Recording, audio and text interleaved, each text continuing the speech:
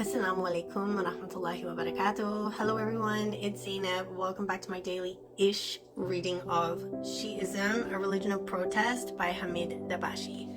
I know it's been a few days, and I think last time I read to you from this book, I think I was in the middle of a section. So I'm meaning to come back to it, but as some of you might know, I got a new book, so I was really excited.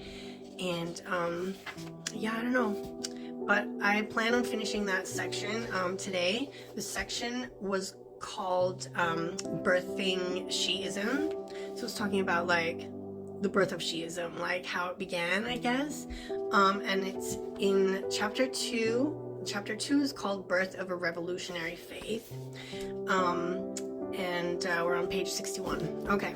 In the name of Allah, most gracious, most merciful, all praise belongs to him, and peace and blessings to Prophet Muhammad and his pure family. Okay. Bismillahirrahmanirrahim. By virtue of its own charismatic disposition, Shi'ism itself was not to remain unitary or consistent. It soon began to splinter into 1,000 pieces.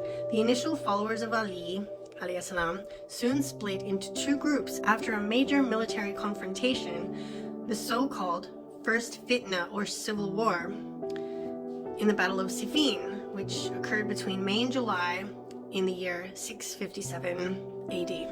Imam Ali alayhi salam, as the fourth rightly guided caliph, first Imam, or Khulafa al-Rashidun, faced his chief nemesis Muawiyah, who would soon succeed in establishing the first Muslim dynasty, the Umayyad dynasty, which reigned between the years 661 and 750 AD. When Ali alayhi salam agreed to arbitration right at the moment when his army was about to crush Muawiyah's resistance, a group of his supporters violently disagreed with his decision on both political and theological grounds and splintered. This group was named the Kharijites. And I remember speaking about this group in Nahj al-Balagha. Kharijites means those who revolted against Ali. They formed one of the most radical early Islamic sects. And I believe this group, who was named the Kharijites on this occasion, but I believe the people whom this group consisted of some of them were original companions of the Prophet, peace be upon him, and his family. Those who remained with Ali alayhi salam and formed the early nexus of the future Shi'is were not to stay put in their collective conception of who to follow and what to believe. Effectively, after the death of every Shi'i imam, his followers splintered into two or more groups. When Ali was assassinated by one of the Kharijites in 661 AD, his followers split into three factions. The first group thought that Ali had not died, that he would never die, and that he would remain alive until he established absolute and final justice on earth. They were known as the Saba'iyya. Another group followed Ali's son Muhammad ibn Hanafiya and were known as the Kaysaniya. Yet a third group followed Ali's other son Hassan ibn Ali. The same political and theological metastasis continued with every other Shi'i imam. As soon as he died, his followers broke up into various opposing groups.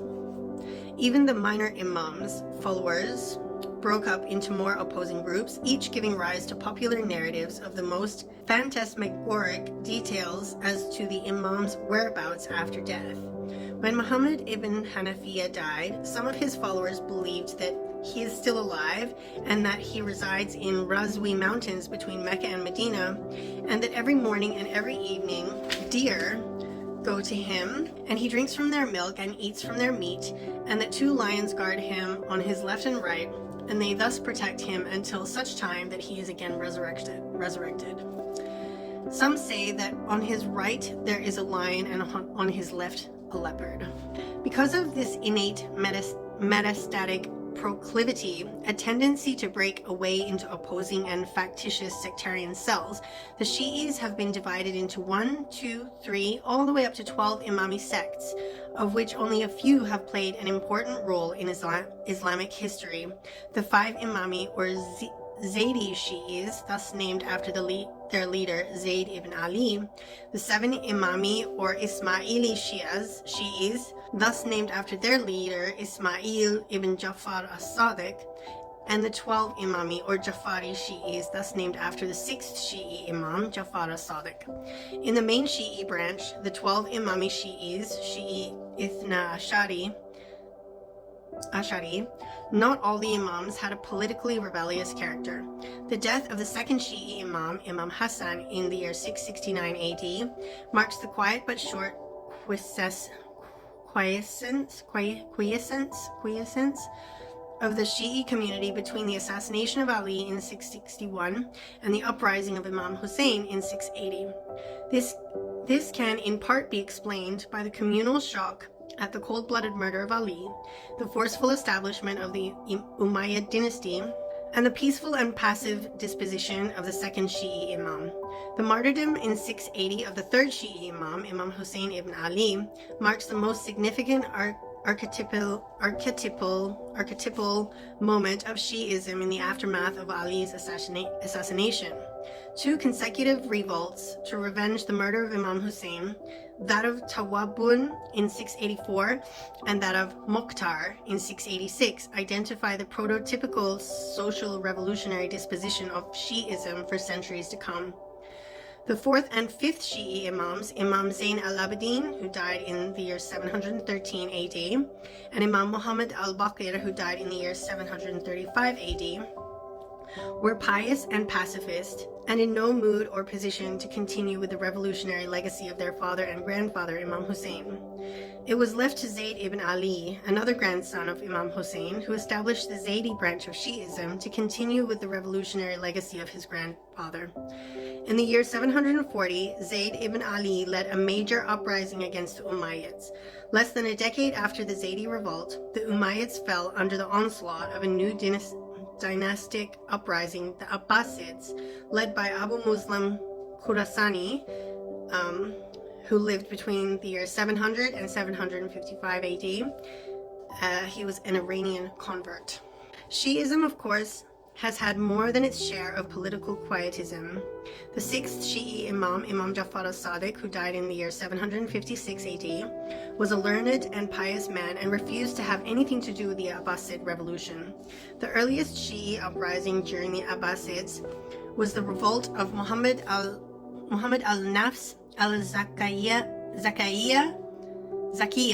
in 758.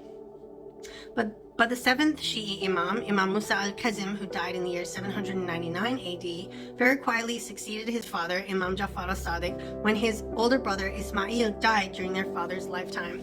And I'm going to leave it there for today, and I hope you enjoyed that, and join me again tomorrow, and I'll read to you some more, inshallah.